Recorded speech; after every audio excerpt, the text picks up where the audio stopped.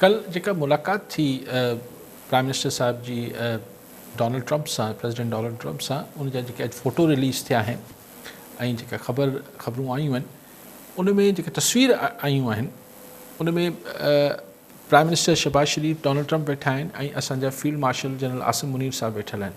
त मूं इहे सोचियो पिए त हू वीचारो डिप्टी प्राइम मिनिस्टर इसाक डार खे वठी विया, छा वाइट हाउस वारनि चांहि मांगी पई थिए त उनखे न वठी विया, उनखे मुलाक़ात में न घुरायूं, उनखे किथे कुंड में विहारे छॾिया या तस्वीर में शायदि उहो न आयो आहे पर शायदि प्रोटोकॉल में अगरि प्राइम मिनिस्टर खां पोइ डिप्टी प्राइम मिनिस्टर बि हुजे हा त पोइ उहो वधीक हा त पोइ फील्ड मार्शल खे थोरो प्रोटोकॉल में थोरो ॿिए पासे विहारणो पए हा, तंहिंजे करे शायदि चऊं त ज़रूरत कहिड़ी आहे। बसि शहबाज शरीफ वेठो आहे, आसिम मुनीर साहब वेठा आहिनि, त उन्हनि हाणे उन में जेके ख़बरूं ॿाहिरि अचनि पियूं उहो त ज़ाहिर सरकारी क़िस्म जी ख़बरूं आहिनि, काफ़ी विझड़ाइप में तस्वीरूं निकितल आहिनि ऐं काफ़ी कॉर्डियल माहौल, हिकिड़ो ख़ुशगवार माहौल नज़र अचे थो।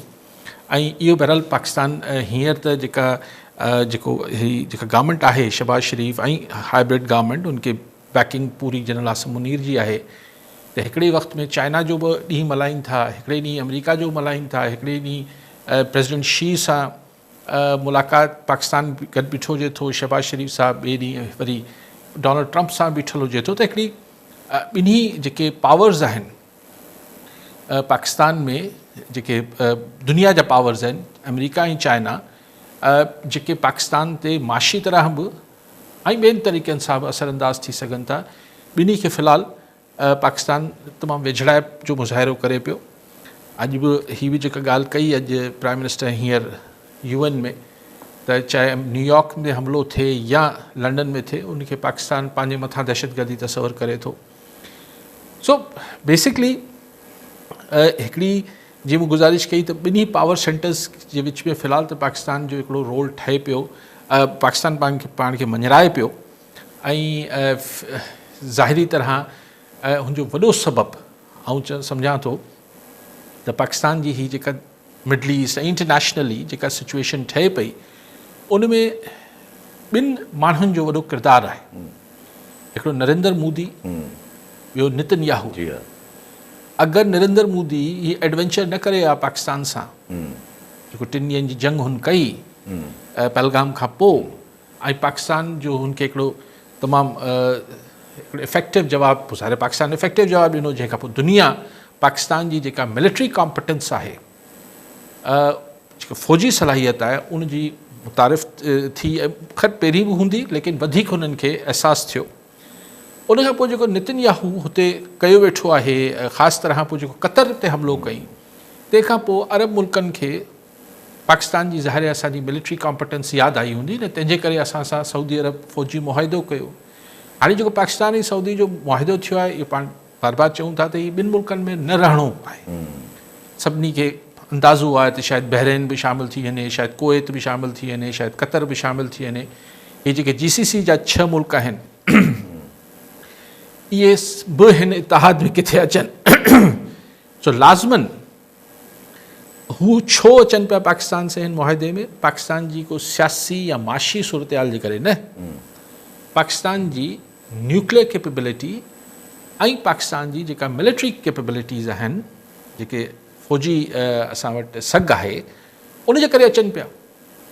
त पाकिस्तान जी इस्टेब्लिशमेंट जो बि जेको पहिरीं हिकिड़ो सिर्फ़ु नाकारी क़िस्म जी हिकिड़ी परसेप्शन हो दुनिया में, हुनखे बहरहाल एक्सेप्टेबिलिटी हाणे मिले पई। ॾिसो वाइट हाउस सॼे रेलेवेंट थी वई आहे, त ज़ाहिर आहे अगरि हाणे इज़राइल खे बि ज़ाहिर ही को पाकिस्तान को क़तर या को जिथे क़तर में मतिलबु मिड़ी हथियार वधीक पिया आहिनि, हलाइण वारा आहिनि कोन, ईअं सऊदी अरब या इहो मुल्क त कोन्हनि न। सो हिकिड़ी सिचुएशन में पाकिस्तान जी जेका मिलिट्री असांजी कैपेबिलिटीज़ आहिनि, फ़ौजी असां वटि जेके सलाहियतूं आहिनि, उहो दुनिया में पाकिस्तान जे लाइ पाकिस्तान खे दुनिया जे अहम क्वार्टर्स में अहमियत ॾियारीनि पियो। ही हिकिड़ी नई वर्ल्ड ऑर्डर में इहा सिचुएशन थी वई आहे। हाणे इन खां पोइ वरी जेको माण्हू ॻाल्हियूं शुरू कनि था, त पोइ अगरि ही सभु कुझु असांजी फ़ौजी सलाहियतुनि जे करे थिए पियो, एग्ज़ैक्टली आहे। त पोइ ही सिविलियंस जो केतिरो मामिलो रहंदो, जेको सवाल आहे। जी हा, असां इन ते अचूं था पिया, पर जेको पहिरियां इहे जेको ॻाल्हियूं वञनि थियूं, ज़ाहिर आहे इहे ॻाल्हियूं अञा प्रीमेच्योर आहिनि, पर नियत त वाज़े थिए थी न। जॾहिं ट्रम्प चए थो त भई मां वेस्ट बैंक खे एनेक्स करणु न ॾींदुमि, that means Gaza is allowed, Gaza ते कुझु बि थी सघे थो। नेतन्याहू जेको आहे उहो अॼु तकरीर करण वारो आहे, एक्सपेक्टेड आहे त नेतन्याहू एनेक्सेशन जी बि ऐलान करे छॾींदो। माण्हू चवनि था पिया, वॾा अख़बार बि चवनि था पिया त नेतन्याहू जी एक्सपेक्टेड आहे त उहो शायदि वेस्ट बैंक खे एनेक्स बि करण जी ऐलान करे नेशनल हुन में UN में अॼु ई अथसि। ऐं थी सघे थो त हू जेको आहे उहो इन करे वॉकआउट बि रखियलु आहे मुस्लमान मुबारकनि जो घणनि जो। ऐं थी सघे थो चवनि था पिया त माना हू इसराइल जो कॉन्सेप्ट ई ख़तमु करण जी ॻाल्हि करे, उहो फ़लस्तीन जो कॉन्सेप्ट ई ख़तमु करण जी। पर ज़ाहिर आहे गाज़ा जे लाइ त ट्रम्प क्लियर आहे त गाज़ा त भली ख़बर न आहे, पर वेस्ट बैंक लाइ क्लियर आहे त भई वेस्ट बैंक जेको आहे बचणु खपे। पर पाकिस्तान अगरि वञे थो, पर हीअ जेको BBC जूं बि ख़बरूं हलनि थियूं पियूं त भई हीअ जेको गाज़ा में टोनी ब्लेयर खे ॾिनो वेंदो कुझु टाइम लाइ, पोइ टोनी ब्लेयर चए थो त भई मूंखे अगरि माण्हू कढण लाइ चयो वियो त माना कढंदुमि। ॾिसो, ही वॾी चेंज आहे जेको प्रेसिडेंट ट्रम्प कल्ह चयो आहे। मां तव्हांखे बार बार चई रहियो हुयुसि त जेको पब्लिक ओपिनियन आहे उहो किथे न किथे अमेरिका ऐं ट्रम्प खे थोरो प्रेशर में आणींदो। यानी इहे लफ़्ज़ चवणु डोनाल्ड ट्रम्प जा त कुझु बि थी वञे असीं इज़राइल खे वेस्ट बैंक ते एनेक्स करणु न ॾींदासीं। हुनखे पाण सां जेको हुननि ऐलान कयो त असां गज़ा खां पोइ वेस्ट बैंक खे बि इज़राइल सां मिलाए छॾींदासीं, एनेक्स करे छॾींदासीं, ज़म करे वठंदासीं। चए थो सुवाल ई नथो पैदा थिए। ऐं हाणे ट्रम्प चए पियो इहो। ऐं जीअं तव्हां चयो त इम्कान हो त अॼु जेको या सुभाणे नेतन्याहू जी तकरीर थींदी उन में उहो ऐलान UN में करण वारो, ज़ाहिर इंफॉर्मेशन ट्रम्प वटि बि हूंदी। तॾहिं त इहो चयो त हुन हिकिड़ो ॾींहुं पहिरीं चई छॾियो आहे। हाणे ट्रम्प जे चवण खां पोइ अगरि अची नेतन्याहू चए थो न न आउं त वेस्ट बैंक ते कब्ज़ो कंदसि, त इहो हिकिड़ी पब्लिक इख़्तिलाफ़ नज़र ईंदो बीबी नेतन्याहू ऐं डोनाल्ड ट्रम्प जे विच में।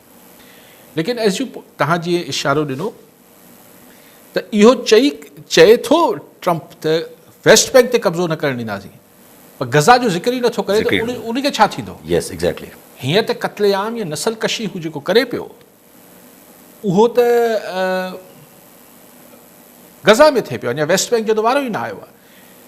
त ॻाल्हि इहा आहे त अगरि हाणे जेको BBC जी रिपोर्ट ऐं मुख़्तलिफ़ जायुनि ते अचनि पियूं त भई हिकिड़े मख़सूस पीरियड लाइ गज़ा जी जेका निगरानी आहे उहा अॻूणे बरतानवी प्राइम मिनिस्टर टोनी ब्लेयर जे हवाले कई वञे, पर टोनी ब्लेयर जे हवाले या कंहिंजे बि हवाले तव्हां जॾहिं को ख़ितो कयो था त हुन में माण्हू हुजनि न।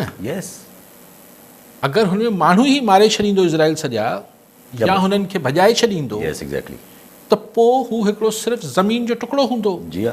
त पोइ जीअं कंहिं बिल्डर खे वञी चइजे त सुपर हाईवे ते ही 500 एकड़ ज़मीन आहे, प्लॉटिंग करे जेको आहे हू कर, त छा टोनी ब्लेयर जो कमु बिल्डर वारो हूंदो, बिल्डर एंड डेवलपर वारो, त हू वञी ज़मीन जी प्लॉटिंग करे ॾींदो छा गज़ा में? सो पहिरें मरहले में पर उहो नथो मञे डोनाल्ड ट्रम्प। यानी हीउ जेको क़त्लेआम रोकण जी ॻाल्हि, हू चए थो त हिन मसइले जो हल निकिरे, पर हू हल जी ॻाल्हि करे पियो। फ़िलहालु हिकिड़ो पॉज़ न पियो ॾियारे, हिकिड़ो ब्रेक न पियो ॾियारे गज़ा में नसल कशी। लेकिन ॿिए पासे शयूं थियनि पियूं न। हीउ जेको फ्लटेला जेका 50 ॿेड़ियुनि जो जेको कारवान वञे पियो, हाणे कल्ह ताईं जेको इटली जा नेवी जा इटालियन नेवी जा ॿेड़ो हुनजी हिफ़ाज़त लाइ आयो, पोइ हुन ॿियो मोकिलियो आहे, पोइ वरी स्पेन बि मोकिलियो आहे।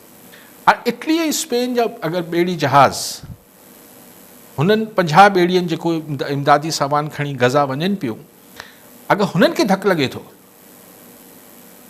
त माना इज़राइल ऐं इटली ऐं स्पेन इंगेज थी विया। इटली ऐं स्पेन अगरि इंगेज थिया त नेटो इंगेज थी वई। इज़राइल अगरि इटली ऐं स्पेन जी बहरी ॿेड़नि खे धकु कयो, ड्रोन कयो या मिज़ाइल हया, त माना पोइ नेटो सां जंग शुरू थी। सो मां इहो सम्झां थो नेतन्याहू कुझु न कुझु अहिड़ो भंड कंदो, अहिड़ो को अछो मुंहुं कंदो जंहिंमें ही शयूं वेतर हुनजे हथ मां निकिरंदियूं। ईअं मुंहिंजो ख़्यालु आहे। मुंहिंजी ख़्वाहिश त घणी ॿी आहे, पर मुंहिंजो ख़्यालु आहे छाकाणि त हू लॉक थी वियो आहे। नेतन्याहू पंहिंजे जेका ऑब्सेशन आहे उनखे, हिकिड़ो जेको ख्वाबु आहे उनजो जी हुन ते अहिड़ो बि इज़राइल सां, हुन में हू लॉक थी वियो आहे। जी जी जी जी हिन में निकिरे कीअं? निकिरंदो त इस्तीफ़ा ॾियणी पइजी वेंदसि, ऐं जेल बि वञी सघे थो, पोइ त जेल बि जेल बि वञी सघे। हा पोइ त हिकिड़ियूं घणियूं ॻाल्हियूं निकिरी सघनि थियूं, पोइ त जेल बि वञी सघे थो।